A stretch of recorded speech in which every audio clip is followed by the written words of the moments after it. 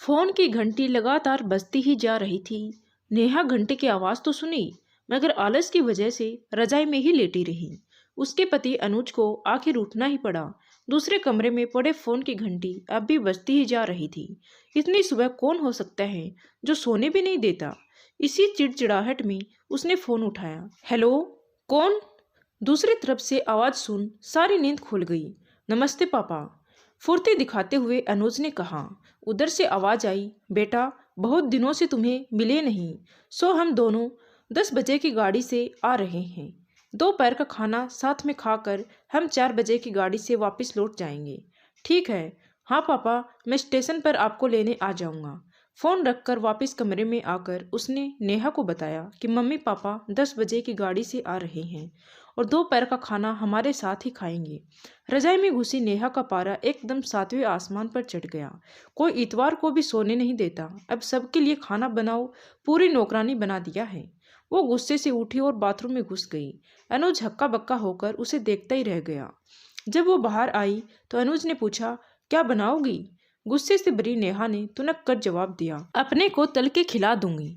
अनुज चुप रहा और मुस्कुराता हुआ तैयार होने में लग गया। स्टेशन जो जाना था। थोड़ी देर बाद गुस्सेल नेहा से सारी चीजें तैयार रखने को कहकर वो मम्मी पापा को स्टेशन लेने घर से निकल गया। नेहा गुस्से में बड़बड़ाते हुए खाना बना रही थी। दाल सब्जी में नमक मसाले ठीक हैं या नहीं, इसकी परवाह किए बिना बस कड़छी चलाए जा रही थी। कच्चा पक्का खाना बनाकर बेमन से पराठे तलने लगी, कोई कच्चा तो कोई जला हुआ। आखिर उसने सब कुछ खत्म किया और नहाने चली गई। नहाने के बाद तैयार होकर सोफे पर बैठ मैगजीन के पन्ने पलटने लगी। उसके मन में तो बस ये चल रहा था कि सारा संडे खराब कर दिया आज उन्होंने। बस अब तो आए, खाएं और वापस चले जाएं। थोड़ी देर में घर की घंटी बजी तो बड़े बेमन से उठी और दरवाजा खोला। दरवाजा खुलते ही उसकी आंखें हैरानी से फटी की फटी रह गई। मुंह से एक शब्द भी नहीं निकल सका। सामने अनुज के नहीं, उसके अपने मम्मी पापा खड़े थे, जिन्हें अनुज स्टेशन से लाया था। मम्मी ने आगे बढ़कर उसे झिंझोड़ा। अरे क्या हुआ? इतनी हैरान परेशान क्यों लग रही है?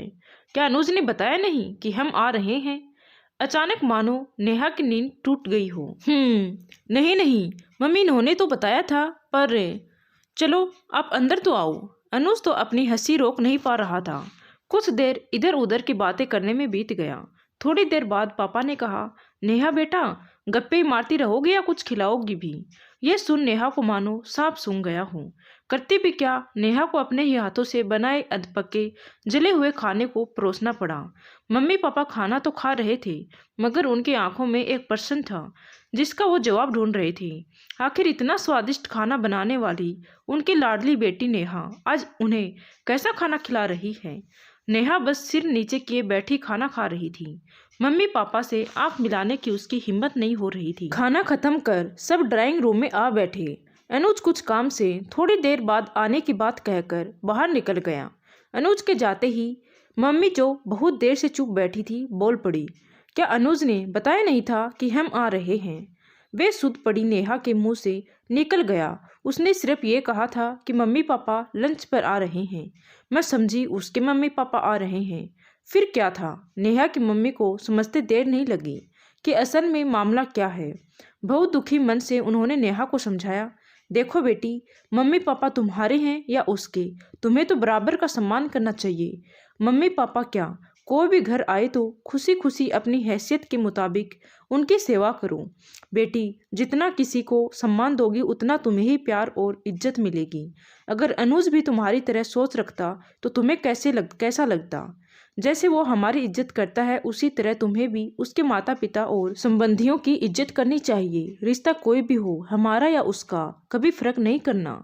नेहा की आंखों में आंसू आ गए और अपने को शर्मिंदा महसूस कर उसने मम्मी को वचन दिया कि आज के बाद वह फिर ऐसा कभी नहीं करेगी। धन्यवाद दोस्तों, कहानी अच्छी लगी हो तो प्लीज़ वीडियो को लाइक शेयर और सब्सक्राइब करें। Thank you.